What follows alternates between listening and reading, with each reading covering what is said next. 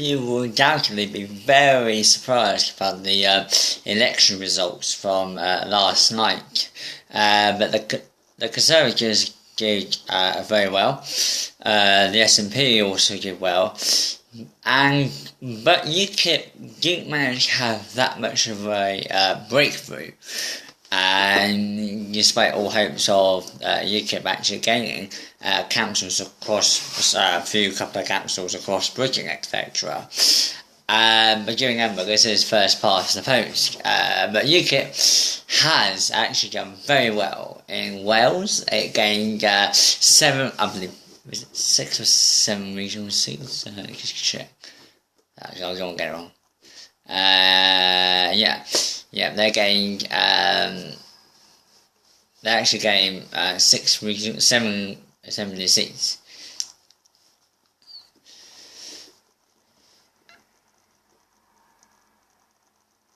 Yeah, 7 regional seats, and for decades, the Conservatives have almost vanished from Scotland, but overnight they have managed to actually gain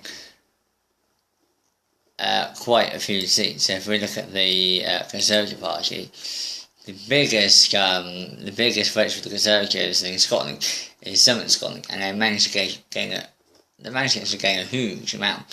And it says here the Scottish Conservative increased their share of vote by more than 8 percentage points, once again doing best along the border of England. But their strong performance in Aberdeenshire and Perthshire was enough to win them 1 constituency seat too.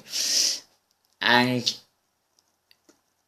it is now the second largest party in Scotland.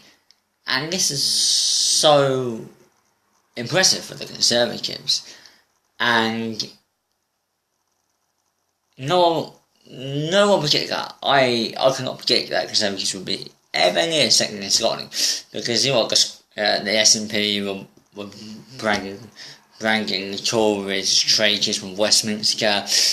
You saw the referendum campaign, the SNP surge in membership, and I thought the SNP would do massively well as they did last year, but they have lost seats to their rivals. This isn't a disaster for SNP. They still got control of Hollywood, but the biggest surprise north of the Hadrian's Wall is that the Scottish Conservatives are now second place. I mean, that is just astonishing. Labour, on the other hand, gained a few seats in Scotland. Labour in Scotland has been pummeled into 3rd place by the Conservatives. I mean, imagine how the Labour bosses in Westminster are feeling about that now.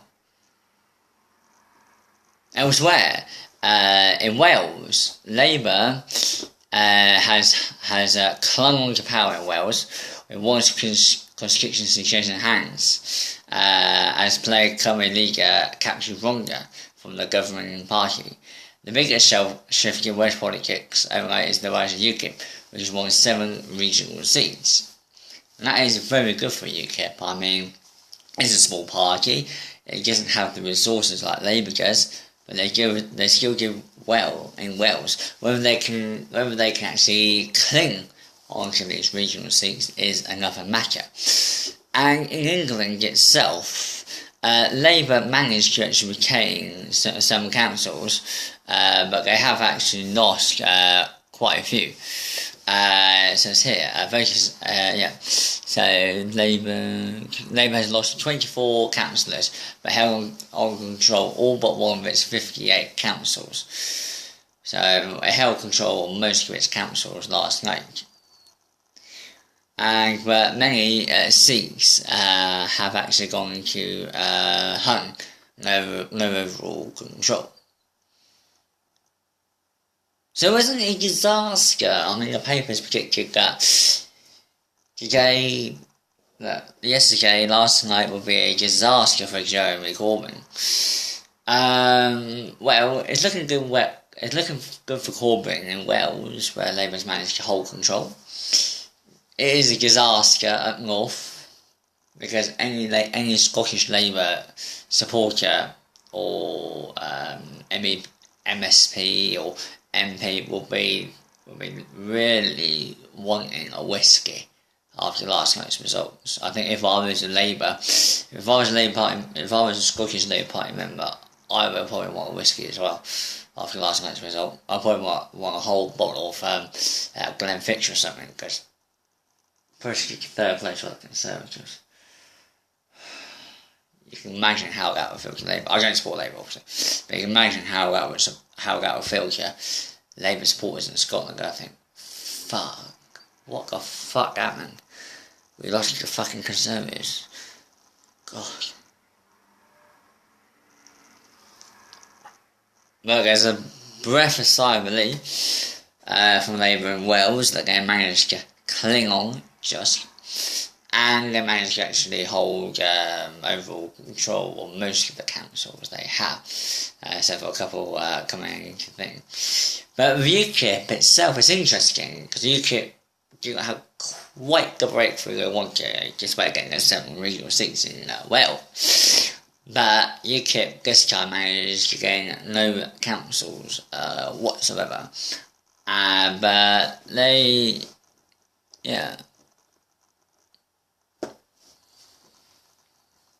gained 26 more council seats in England, but it still wasn't the breakthrough that the party was looking for.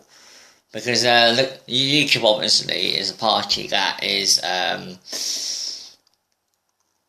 has a firm standing on where it is on the European referendum, and the EU wants to get out. It's the only party that is united in getting out of the European Union. We can understand that.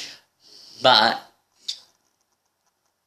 I believe that many supporters were thinking that the voters will probably use this as a dummy run for the referendum on 23rd of June, where they would actually vote UKIP in mass to show that they wanted the EU, but that hasn't been the case last night. And UKIP down in where's the headquarters? Down somewhere in Devon, I don't know where. Down somewhere in Devon won't be licking the wounds, but they'll be grueling over what happened last night, because they didn't do it as well as they should have done. And obviously the party has limited resources, its voters are spread out all over the country. I hope this has been a fair political analysis. I haven't criticised any of the party, SNP or any of them. I have actually congratulated SNP for doing well. They managed to hang on to Scotland, but the big news in Scotland, obviously, is that the Scottish Conservatives managed to come second place, and that is just astonishing.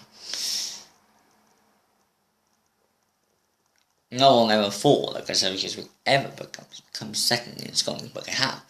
It's really quite fascinating to watch. I bet Nicola Sturgeon will be thinking,